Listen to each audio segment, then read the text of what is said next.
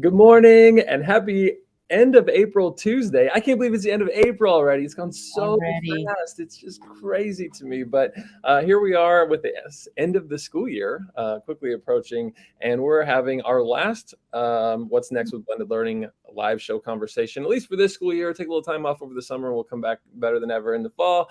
But excited for today's conversation as we're going to focus a little bit in on what I might just refer to as like an alphabet soup of acronyms, as we're going to be going through everything from HQIMs to CBPL to UDL. What the heck do all of these different things represent, stand for, and actually look at the connection between them in a way that I think sometimes we talk about each of these phenomenal efforts a little bit siloed. And so the hope is over the course of the next half an hour, we get a chance to look at the ways in which they are shared work in many regards. And so I'm very excited to have Duran and Lane and Deb joining us for today's conversation. And so to kick things off right from the start, I think the most foundational piece of information that we need to begin with is what in the heck are HQIMs? What does that stand for? And so I'm going to ask Lane to go ahead and start for us and give us a little backstory with that. And if you're tuning in live,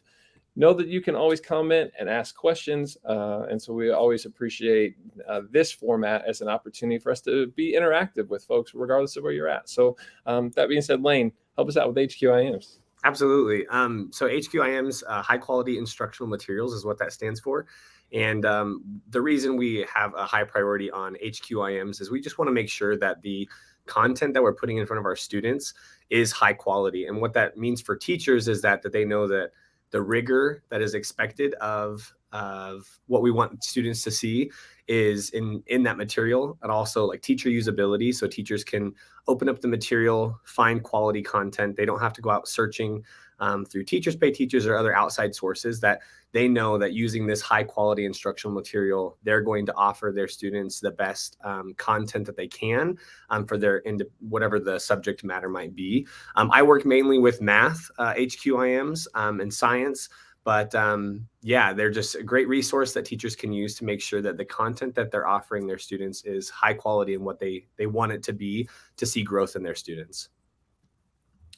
Fantastic. And I know too that with HQIMs, there is the content, but there's also some assessment pieces with this as well, right? And maybe even some recommended like practices and strategies. So anyone want to jump in and speak to that aspect of it as well for folks that maybe aren't as familiar with some of those pieces being a part of this? Yeah, so I think one of the great things that I've kind of noticed through a lot of the high quality materials is exactly as you said, that like assessments are included. So teachers don't have to write any of the material, like all the lessons align. They kind of have that backwards design implemented into the material. So it starts with the end in mind of what we want our students to be able to do through the assessments, the summative and formative assessments, and then the instruction is aligned to that. It also, as you said, like a lot of the different parts, some of the great things that I've seen is there's SEBL included into, so our social emotional behavioral learning is included into the high quality material. So we have little snippets of like, as you're transitioning, ask the students what their strengths are in mathematics. So the students get an opportunity to think in their mind, what am I good at in math? And how can we use that to be successful in today's lesson? So some small things like that I think are great little snippets that, we probably didn't see in materials up until recently when we have these new HQIMs. But it's great that students are getting this opportunity to think about their content area just in more of like a whole focus instead of just like these small little silos. And I think, can I jump in? Yeah, I was going to say, Deb, go ahead. Okay. So I think one of the things that is exciting to me about sort of this emphasis on high quality instructional materials is it's not just a collection of this really great lesson and this really great lesson tacked on to this really great lesson. There's some coherence in how you strategically roll out standards-based instruction or standards-based learning, and really great materials have a storyline, right? They have a progression of learning, a trajectory of learning. And we're talking to a blended learning group, right? And so one of the things that is critical, I think, is that you have that foundation, you have that learning sequence that's established and defined. And then in some cases in quality materials, and Lane, you like keep me on track here, but in some cases, the pedagogy is embedded, the technology supports are embedded. When those technology pieces may or may not be there, the core curriculum, the core learning is there, and it's the perfect place then to layer on, right? What's the technology that is out there and available to kids and to instructors that just further cement and enhance that learning? And so that's a really critical piece. Like the sequence is right, the content is there, and then the tools that help deliver on that content can be layered on top of the actual curricular materials. So Yeah, one of the things I really like that you touched on there, Deb, was the coherence piece, which is something that like I think is super important in high quality materials, because if let's say I was a third grade teacher and I'm designing my own curriculum, I might design it with the standards in mind, and that's great, but I don't know for sure if that same terminology, the same verbiage is being used in fourth grade, or if that scaffolding is being built upon. And so when we use a high quality material, it's written with that grade level alignment in place. And so I don't have to worry about, like, if I use my high quality materials with fidelity, I know that the next grade level is going to build right on where we left off. And so it's kind of that reassuring piece that, that the vocabulary is going to be the same. The strategies that are used are going to align from one grade level to the next. And so it just really helps with that coherence piece and making sure everything fits together nicely. See, and I love that, and from a tech lens, and so I'm going to probably throw it to Doran here in just a second. But I what I picked up from what Deb was sharing there too is that, one, sometimes these technology pieces are, we'll just say, baked in to these materials, which is what we'll actually ask Elaine to speak to here in a little bit.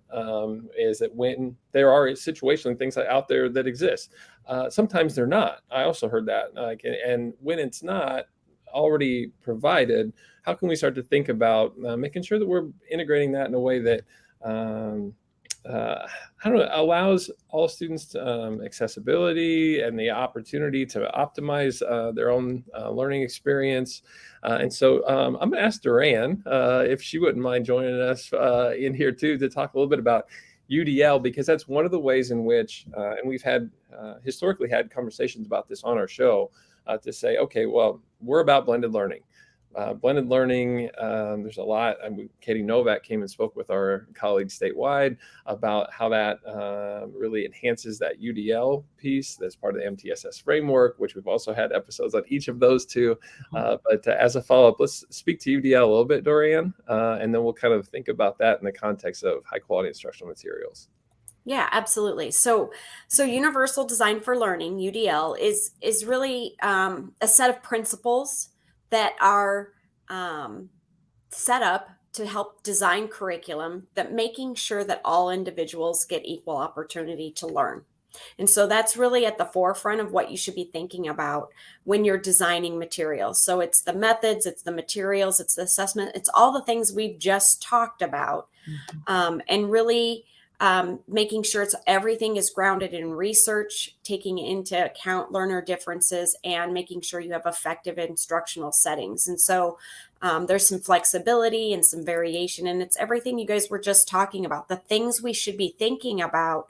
And when we think about high quality instructional materials, there should be a strong UDL component found within there, because again, the idea is that the teacher isn't having to last minute add on like we've always kind of done in the past, that it's thought about ahead of time.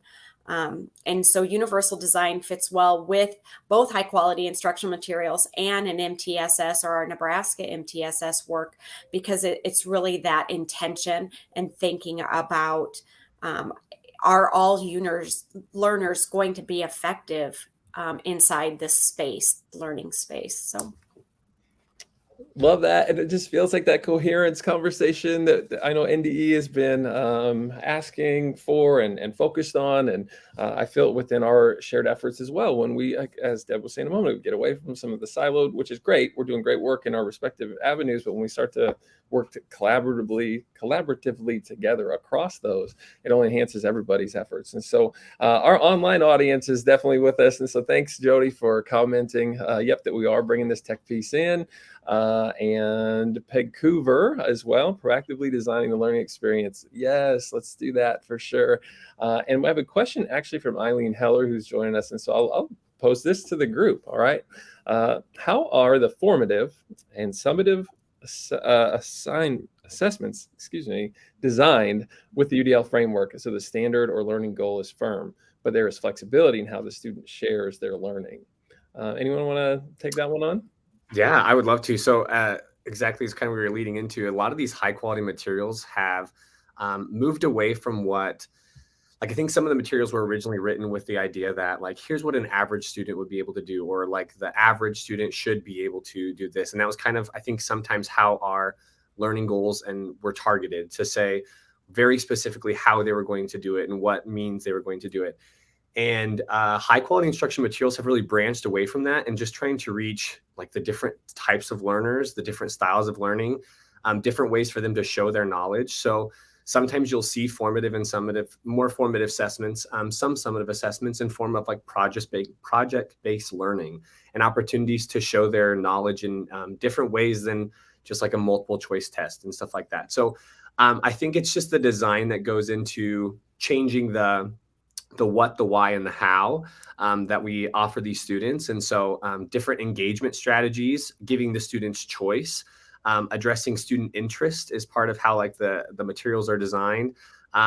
Students, there's opportunities for students to monitor their own learning and to progress monitor themselves through high quality materials. So they're doing formative and summative assessments. They can kind of track their progression over time to see how they're doing and take some ownership in that. Also, different representations. A lot of times in math materials, reading can become a huge barrier for the access for students.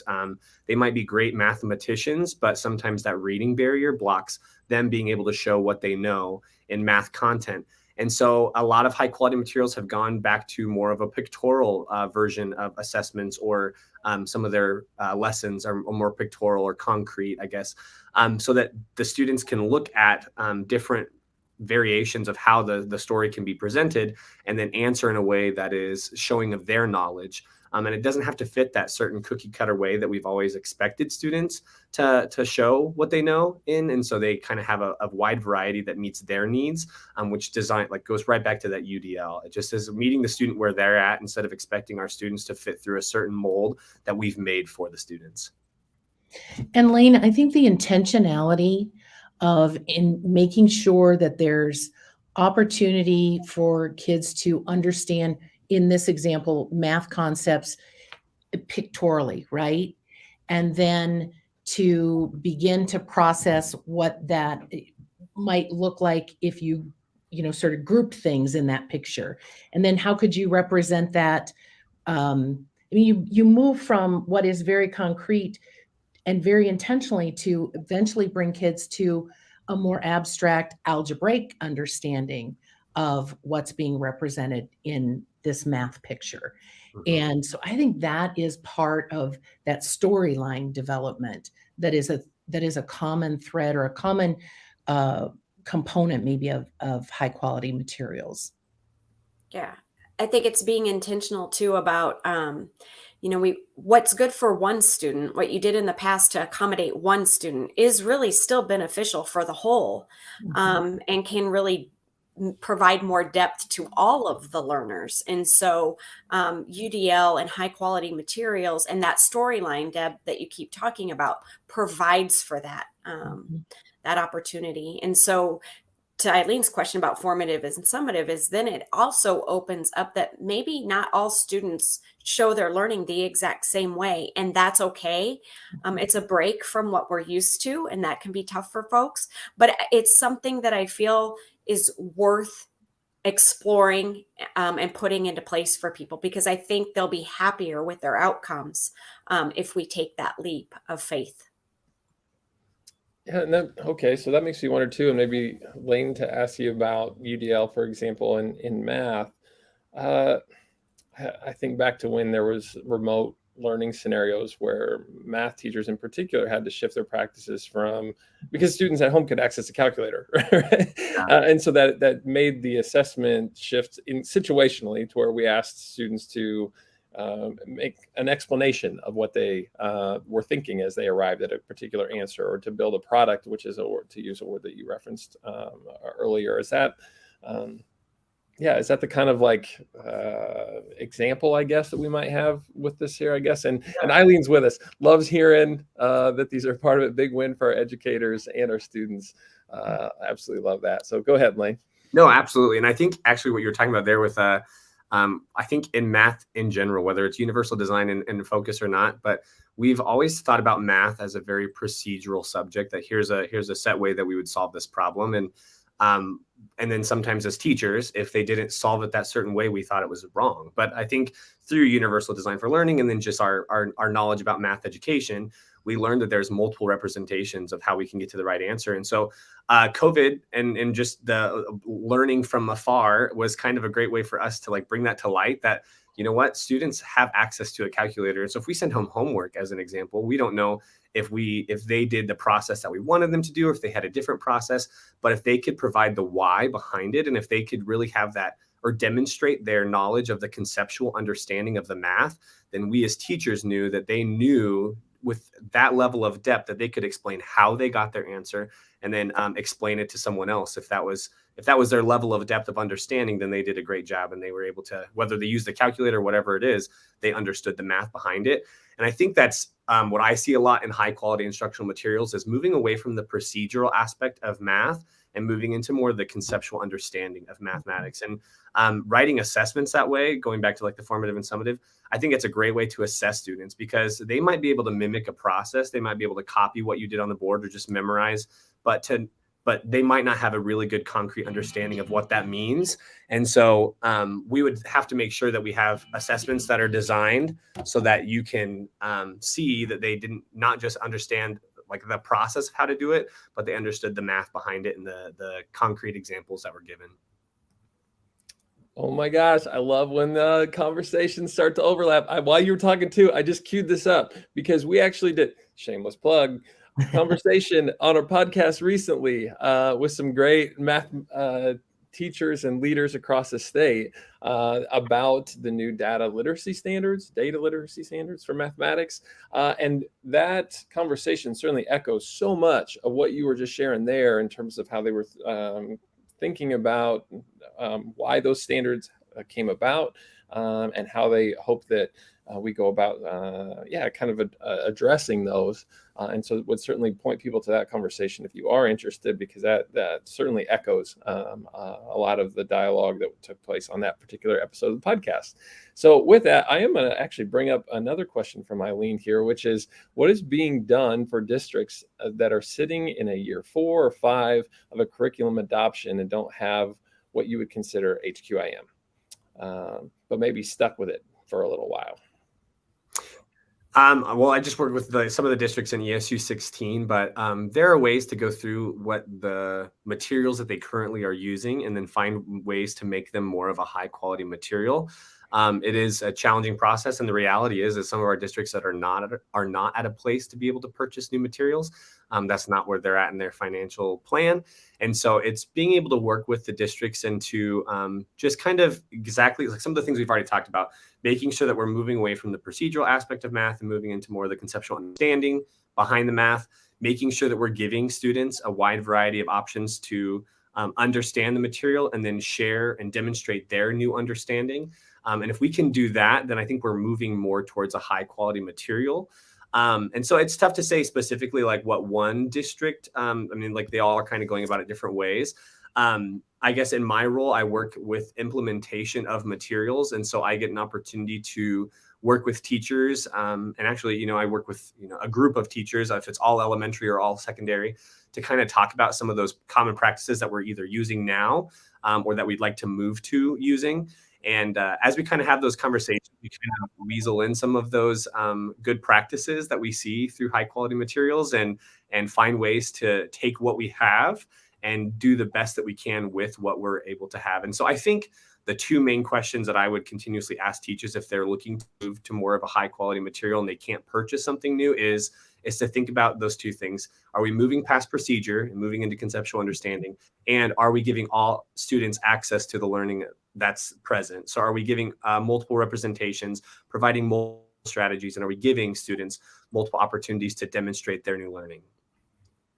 And Lane, I would suggest that extends, that sort of notion extends beyond math. Oh, It's for sure. true for science, it's true for language arts, it's true for social studies. Are you moving past rote procedural understanding of the content into something maybe a little more inquiry driven or so yeah, I think that absolutely extends beyond math. So what I'm hearing then is that if there are these opportunities to enhance our current materials, regardless of the content area, to play Deb's point, then there would be space potentially for, when I think about our audience, for example, who are steeped in blended learning or are looking to, as tech integrationists, find like avenues for getting in support of these efforts. Not that they haven't been, but to enhance, this is probably a word I would want to use there. Then yeah, like this is an opportunity, right? In these places. Duran, how does that, being the tech person that you are, I guess, where do you sort of see that landing? Does that make sense? Yeah, I think absolutely. As I hear you talk about it, I think what a great way to dip your toe into understanding what high quality instructional materials look like than to really have somebody like Lane take you through the process of, okay, this is what you start with, and we know this isn't quite high quality. What would it look like if it was, and what could we add and incorporate in? And so it's a great way to also teach teachers so that the next time they're sitting and choosing content, they can better identify what is high quality and what does it look like and what are we looking for. So I think it's an excellent way to move people from where we are to where we want to be in the classroom. Well, then I think we absolutely need to go here next, because if we're talking about those support people, right, who are going to be able to come alongside these types of efforts, it is great to have Lane, for example, in your region, and we have ESU colleagues across the state who are steeped in HQIMs, who are also tech integrationists, and that is certainly some work that we are in collaboration with the Department of Education on. So with that being said, maybe Deb, would you take a moment to kind of talk about what the heck is CBPL and how does this really fit with the conversation we're having today? CBPL, and I don't know if that's a national acronym or it's just a Nebraska acronym. I don't know. Curriculum-based professional learning. So materials matter, right? That's the premise of the whole thing. The materials that we choose and deliver content through, that vehicle matters, but probably what's equally as important is what teachers do with those materials. And as it turns out, the high quality materials are, Lane, is this fair? They're challenging. Yeah. They challenge Dorian said we need to take a leap of faith. And that's that's part of it, right? The materials are dense. They have lots of resources, really good material, high quality materials have lots of resources embedded, interventions, tech pieces, pedagogical pieces, the instructional shifts that are so important in our standards are a thread, a significant thread through all high quality materials. And so they become really challenging for classroom teachers who may be accustomed to a particular style, method of delivering content. And so curriculum-based professional learning is this premise that the best PD, the best professional learning support that we can give to teachers is in their context with their kids and their materials. And so it is professional learning that is grounded in their adopted materials. It's fairly intense. It's a little more than stop on by the ESU for the reading workshop and let us know how that goes when you get back to school. It doesn't necessarily have to be embedded in the district per se or happening in the district, but it is absolutely connected to their materials. And another piece that sort of resonates with me around curriculum-based professional learning is there is an aspect of teachers going through the lessons as a student would, and then sort of teasing those lessons apart for pedagogy, but also then for intended learner outcomes. Like, what was supposed to happen for kids in this lesson? Did that happen? Did this instructional practice move kids where you thought it would? And so there's this whole analysis piece. There's an extended professional learning community that can be associated with curriculum-based professional learning. And I am really excited because next week at the PDO, the statewide, can I go there? Yeah, go there. I was hoping you would, Deb. Can I go there? At the state level, so we're all on, like, we're getting on board, right? We're ready to move this work forward. HQIM adoptions. NDE is estimating that 40 to 50% of schools used some of their ESSER dollars to adopt high quality instructional materials. So now we're at the really important work, right? And that's the implementation piece. And so as a statewide organization of professional learning providers, if you will, TLT, SDA, even our ESPD colleagues, we have an opportunity to connect with and spend a day, May 4th, next Thursday, I think, with some of the authors of some of the seminal work in curriculum-based professional learning. James Short from Carnegie Corporation. I don't want to interrupt your flow, but it actually just that came through and Yes.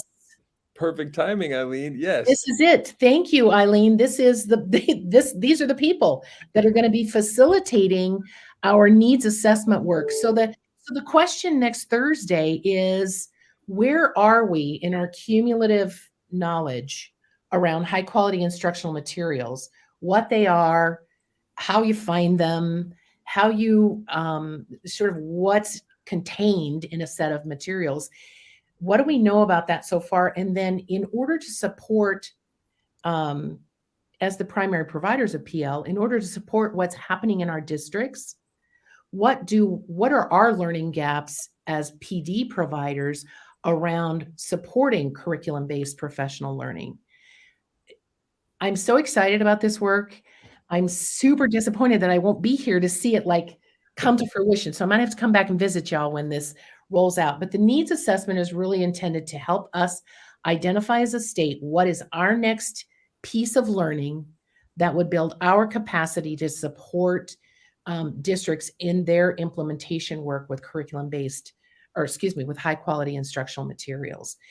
And to enter into and maybe start to play with, like, what shifts for us, or how do we build on to our current service delivery models and make them even stronger and even more responsive and accessible and impactful out in our districts. So that is the work of next Thursday. Every ESU has a couple of folks that are representing them. ESU administrators are going to be present.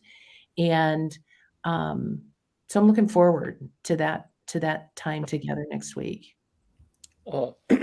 Me as well. As you can see, it obviously is going to just help us all grow in our shared efforts in this vein. And so as we bring today's live show a little bit to a close, I'll maybe employ something I typically do on the podcast, which is to say, if there's one thing that we did not bring up or a little bit of a parting message, you can consider it maybe even a slight call to action for folks that might want to learn more. I'll take Deb's as being, be there Thursday, or connect with the folks that are there Thursday, right? Yes, connect with your representatives. And teeny. So people, ESPD will be represented there, TLT will be represented there, SDA will be represented there. So there are folks from all of our affiliates that will have a voice in shaping this needs assessment.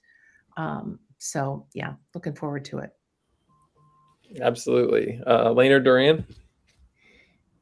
I just say, if you have districts watching that are looking for that next step, reach out to your ESUs. And I know they can provide some support in the implementation process. And the adoption process is important, but implementation of those materials is if not more important than the adoption process. Now that you have these high quality materials, we want to make sure that we're using them effectively and that UDL is coming through in how we're using them. And so I just say, reach out and see what support they can provide for you.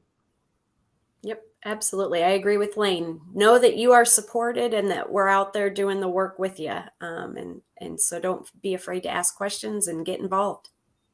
Well, thank you all for joining us, because like Eileen, I'm going to say I also learned a lot from today's discussion, and that's what it takes sometimes, is just getting everybody together in the room to talk about our shared work and look for opportunities to help. And thanks to everyone who joined online or is watching this afterwards, because now you're a part of this shared thinking as well. And just really grateful for all of those efforts. If you'd want some more continued learning, I was planning on plugging the podcast in this case.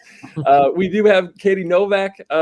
This is an episode you might have to dig a little bit for, because it would have been maybe November of 22, I want to say, that she joined us for the podcast. And so we had a really great conversation. And so you can certainly check that out if you want to learn more about UDL. But wow. 30 minutes goes fast, but we covered a lot and you all did a great job. So thanks for being a part of today's show, everybody. Thanks, Andrew. Thanks.